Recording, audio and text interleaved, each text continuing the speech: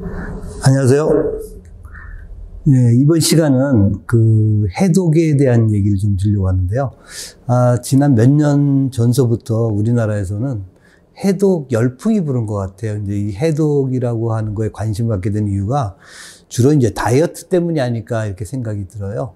최근에 들어와서는 다이어트뿐만 아니라 어떤 질병 치료하는 데 있어서 뭐 해독을 해야 된다 뭐 이런 얘기들 되게 많이 하는데 그래서 제가 오늘은 그 해독이 도대체 뭔가에 대한 얘기를 좀 드리려고 해요. 이 세븐데이 디톡스 미라클이라고 하는 이 프로그램은 1990년대 말에 처음 발표가 됐어요. 이거 이제 미국의 두 그 자연의학을 전공한 의사들이 한 50년에 걸쳐서 임상 실험한 데이터를 가지고서 이제 정리해 놓은 건데요. 아마 지금 현재로도 전 세계에서 자연의학 쪽이나 기능의학 쪽에서 가장 많이 사용하고 있는 해독 프로그램이 아닌가 이렇게 생각이 들고요. 저도 이거를 그 2000년도 초에 우리나라에 처음 그 식이요법 프로그램 도입을 할 때 가장 먼저 시도해본 프로그램이 바로 이제 이 7일간의 해독의 기적이라는 프로그램이에요. 그러니까 말 그대로 7일 동안 해독을 했더니 정말 기적과 같은 일이 일어났다 뭐 이런 뜻이거든요. 근데 실질적으로 20년 동안 저희가 식이요법을 하는 데 있어서 이 해독이라고 하는 프로그램은 어떤 질환을 이제 식이요법을 진행을 할 때 가장 먼저 선행되는 프로그램, 체내에 있는 어떤 생리작용을 방해할 수 있는 물질들을 이제 빼내는 거기 때문에 그래서 해독은 가장 우선적으로 선행돼야 된다라고 이제 얘기하기도 하고요. 이제 또 하나는 많은 사람들이 잘못된 식생활 습관, 생활 습관을 갖게 된 것들을 이 어떻게 보면 이제 중독에 의한 거라고 볼 수가 있는데 중독의 사슬을 끊을 수 있는 유일한 방법이 아닐까 이렇게 생각이 들어요. 그래서 제가 이 해독 프로그램에 대한 이제 소개를 좀 드리도록 할게요. 이 해독 프로그램은 일주일을 하는 거지만 저희들은 올바른 식생활 습관을 갖게끔 하기 위해서 한 달 정도를 기획해서 진행을 하는데요. 이 현재 그 7가지의 제가 커리큘럼으로 좀 쪼개놨어요. 독소의 종류와 해독의 필요성에 대한 강의를 할 거고요. 간의 해독작용과 독소 배출, 그 다음에 왜 7일간 중에서 이틀 동안 금식을 하게 되는 이유가 도대체 뭘까? 그 다음에 금식하는 동안에 나타나는 여러 가지 현상들, 그 다음에 5일 보식 기간 동안에 먹어야 될 음식, 왜 이거는 먹어야 되고 이건 먹지 말아야 될까? 뭐 이런 거에 대한 얘기 좀 드릴 거고요. 그 다음에 이 해독을 할 때 왜 많은 영양소가 왜 필요한지에 대한 얘기, 그리고 일주일 해독 끝나고 난 다음에 한 달을 한다고 한다면 3주를 어떻게 해서 팔로우를 해서 내가 이제 식생활 습관을 올바르게 갖도록 할 건가에 대한 얘기를 드릴 건데요.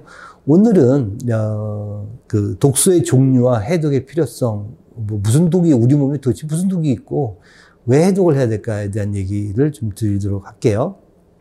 우리가 보통 인류가 지금까지 진화해오는 과정 속에서 우리 몸에서는 자연적으로 발생되는 독소가 있어요. 이거 우리가 이제 체내 발생 독소라고 볼 수가 있는데, 첫 번째로 이게 이제, 활성산소죠. 우리 몸에 있는 약 60조의 세포가 어떤 그 세포의 기능하는 과정 속에서 자연스럽게 발생되는 활성산소 종이 이제 형성이 될 수가 있어요. 이제 이거를 막기 위해서 우리 몸에서는 항산화 물질을 또 만들기도 하죠.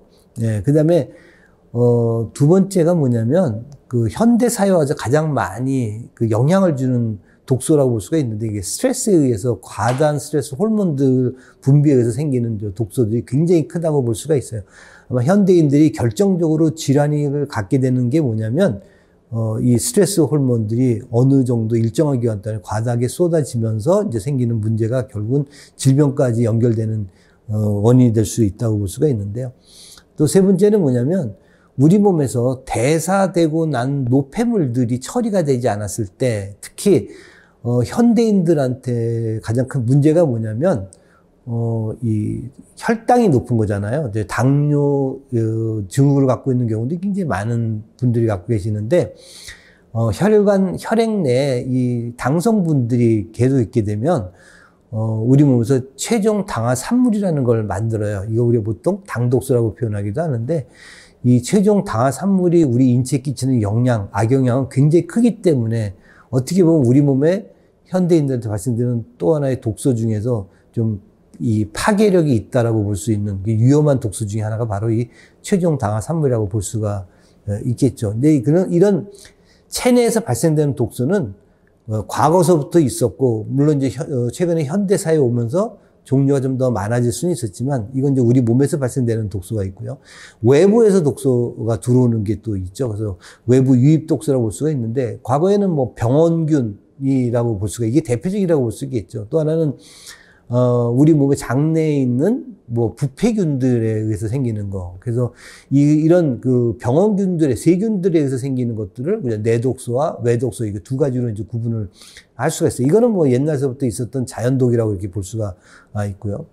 현대사회에 와서 과거에는 있지도 않았던, 예상치 못했던 굉장히 심각한 독소들이 있죠. 사람들이 이 문명이 발달하는 과정 속에서 만들어진 화학 독소예요. 인공화학 독소라고 이렇게 표현을 할 수가 있는데, 지노바이오틱스라고 하는 거가 이제 인공화학 독소 역할을 하는데요. 이게 이제 우리 몸에서 어떤 서로가 다른 생활 속에서 이제 축적되는 양, 이걸 우리가 이제 바디 버든이라는 그런 표현을 써요. 우리 몸에 있는 나쁜 물질들에 이제 쌓여져 있는 것들 얘기하는데, 이런 것들이 이런 우리 몸에서 발생됐던 아니면 외부에서 들어온 독소든 간에 이런 것들이 우리 몸에서 대사에 관련된 생리활성 물질들의 작용을 억제하는 그런 현상들이 굉장히 많이 일어나게 돼요. 근데 이거에 대한 결과로서는 우리 몸이 정상적인 기능을 할 수 있는 항상성을 유지하는 것들을 깨게 되면서 질병으로 연결되는 거거든요. 그러니까 항상성이라고 하는 거는 우리의 세포의 기능이 항상 똑같은 상태를 잘 유지하고 있는 것, 이걸 유지하게 되면 우리 질병이 없겠죠. 근데 이 항상성이 무너지게 되면 이제 그게 시간이 지나면서 질병으로 연결되는데, 이 항상성 유지하는데 가장 중요한 역할을 하는 게 호르몬이고요. 효소도 이제 그 역할들을 하거든요. 그래서 이런 것들의 기능을 상실시키게 하는 것들이 이 독소들이 하기 때문에 이제 가장 큰 문제가 된다.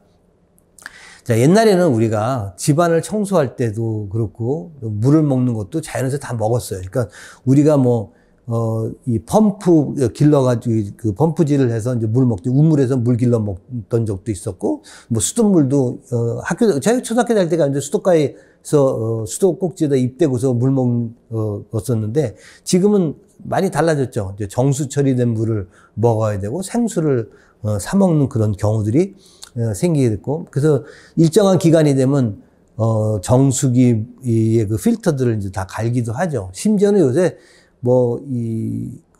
그 샤워기 꼭지에도 이제 필터를 달아야 될 정도로 굉장히 물이 오염되어 있는 걸 많이 볼 수가 있어요. 또 저희 어렸을 때는 집 청소 한번 이렇게 쓰레바지로 이제 빗질하고 난 다음에 버리고 물걸레 대충 한번 닦고 나면 어느 기간 동안은 굳이 청소를 하지 않아도 됐었는데, 요새는 문 쪽만 열어놓게 되면 바로 바깥에 있는 이 오염 물질들이 집안에 들어와서 금방 방이 새까맣게 되는. 그러니까 최근에 모든 가정들이 로봇 청소기를 굉장히 많이 선호하게 되는 이유가 수시로 계속 돌아다니면서 이제 청소를 해야 될 필요성이 있게 됐다는 거예요. 또 공기청정기, 쓰지도 않은 공기청정기 사용하죠. 이거 필터 다 바꾸잖아요. 그러면 이제 다른 기계들, 문명화된 기계들은 필터도 바꾸고 잦은 청소도 하고 그러는데, 도대체 우리 몸은 이렇게 환경이 오염된데도 불구하고 난 하는 게 또 딱 특별히 있을까?